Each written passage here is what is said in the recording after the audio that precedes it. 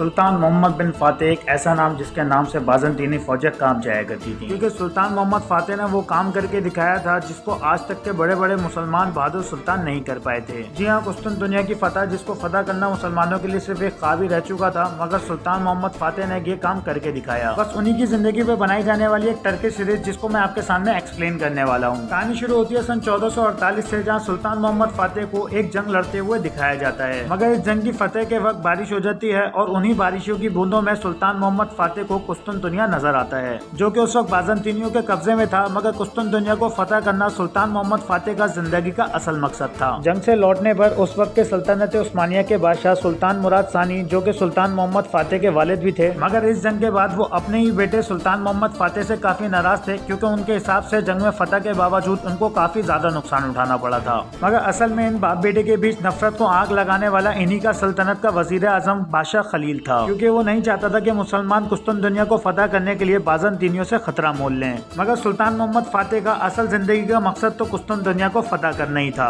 बस इसी काफी लंबी बहसों मुबाहिसों के बाद सुल्तान मोहम्मद फातेह को उन्हीं की रियासत के शहर से बेदखल करवा दिया जाता है। मगर कुछ साल गुजरने के बाद उस वक्त के सुल्तान मुराद सानी इंतकाल कर जाते हैं और खलील पाशा जो इस खबर को लाख छुपाना चाहते हैं, मगर ये खबर सुल्तान मोहम्मद फातेह के पास पहुंच जाती है कि उनके वालिद सुल्तान मुराद सानी इंतकाल कर चुके हैं। बस ये खबर सुनते ही सुल्तान मोहम्मद फातेह अपने बाप के जनाजे के लिए अदीरना के लिए निकल पड़ते हैं। दूसरी तरफ वजीर आजम खलील पाशा को इस बात का डर लगा रहता है कि सुल्तान के मरने के बाद उनका बेटा सुल्तान मोहम्मद फातेह अब सुल्तान की गद्दी पर बैठने वाला है, और सुल्तान मोहम्मद फातेह का सुल्तान की गद्दी पर बैठने के बाद सबसे पहली गर्दन खलील पाशा की उड़ाई जा सकती है। इस बात का अंदाजा उसको खूब था। इसी वजह से वो बाज़ंतीनियों के साथ मिलकर एक प्लान बनाता है कि सुल्तान मोहम्मद फातेह का अदीरा शहर पहुंचने से पहले पहले शहजादा औरान को सुल्तान की गद्दी पर बिठा दिया जाए, क्योंकि शहजादा औरान जो कि एक तुर्की था, लेकिन असल में वो बाज़ंतीनियों के इशारों पे नाचने वाला एक कुत्ता था। और शहजादा औरान सुल्तान मोहम्मद फातेह के इसलिए भी खिलाफ था क्योंकि उसके बाप को सजाए मौत देने वाला कोई और नहीं बल्कि सुल्तान मोहम्मद फातेह का बाप ही था। बस फिर शहजादा औरान को कुस्तुनतुनिया से बुलवा कर सुल्तान की गद्दी पर बिठाने की पूरी तैयारी करवा दी जाती है। दूसरी तरफ बाज़ंतीनी सुल्तान मोहम्मद फातेह के अदीरा पहुंचने के रास्ते में बहुत सारे जाल बिछाकर उनको मारने की कोशिश करवाई जाती है, मगर इन सारे जालों को चकमा देकर सुल्तान मोहम्मद फातेह अपनी तेज जहानत के बल पर औरहान से पहले ही अदीरा शहर पहले पहुंच जाते हैं। और सिचुएशन को मद्देनजर रखते हुए मजबूरन खलील पाशा को सुल्तान मोहम्मद फातेह की सुल्तानी तस्लीम करना पड़ जाती है। मगर सुल्तान मोहम्मद फातेह को शहजादा औरहान वाली खबर की इनसाइट पहले ही मिल चुकी होती है,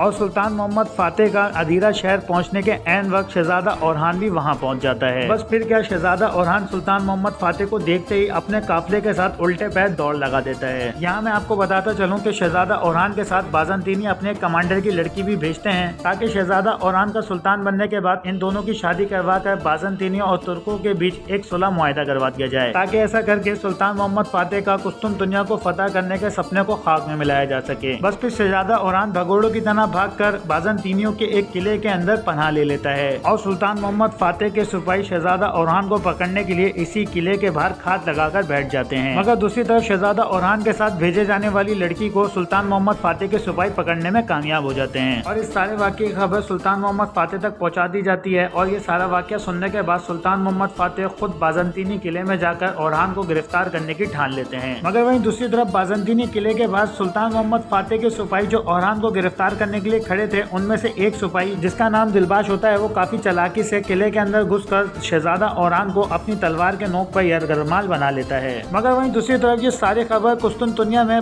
बाज़ंतीनी बादशाह तक भी पहुंचाई जा चुकी होती है, और वो ये सारे वाक़या सुनकर किले के लिए निकल पड़ता है। और फिर आता है असल मजा, जब एक तरफ सुल्तान मोहम्मद फातेह और दूसरी तरफ बाज़ंतीनी सिपाहियों का कमांडर, और साथ में ही तलवार की नोक पर औरहान, जिसको लिए बगैर सुल्तान मोहम्मद फातेह जाने वाला नहीं है। सुल्तान मोहम्मद फातेह बाज़ंतीनी कमांडर से कहता है कि यह हमारी सल्तनत को नुकसान पहुँचाने वाला गद्दार है, लिहाजा इसको हमारे हवाले कर दिया जाए। जिस पर बाज़ंतीनी कमांडर कहता है कि मैं इसको तुम्हारे हवाले नहीं कर सकता, हाँ अलबत्ता अगर तुम इसको मारना चाहते हो तो जान से मार दो, मगर साथ में एक बात याद रखना कि अगर इस सरहद के ऊपर औरहान का एक भी खून का कतरा बहा तो बाज़ंतीनी और तुर्कों के बीच जो सुलह मुआहिदा है उसको खत्म कर दिया जाएगा। ऐसे में सुल्तान मोहम्मद फातेह कहाँ पीछे हटने वाले थे, और उन्होंने एट अ टाइम जंग का इशारा कर दिया। मगर कहानी में ट्विस्ट जब आ जाता है, जब एन जंग के मौके पर सरहदों के रखवाले इस वाक़े पर पहुंच जाते हैं। वो इस सारे मामले को रफा दफा करवा कर सुल्तान का गुस्सा ठंडा कर देते हैं, और औरहान को बाज़ंतीनियों के साथ जाने की इजाजत मिल जाती है। और ऐसे खाली हाथ वापसी आने में सुल्तान मोहम्मद फातेह के दिल के अंदर गुस्से की आग भड़क उठती होती है। ऐसे में सुल्तान मोहम्मद फातेह की सुतेली माँ उनको मशवरा देती है कि जब तक आप वजीर आजम खलील पाशा का कुछ नहीं करेंगे, जब तक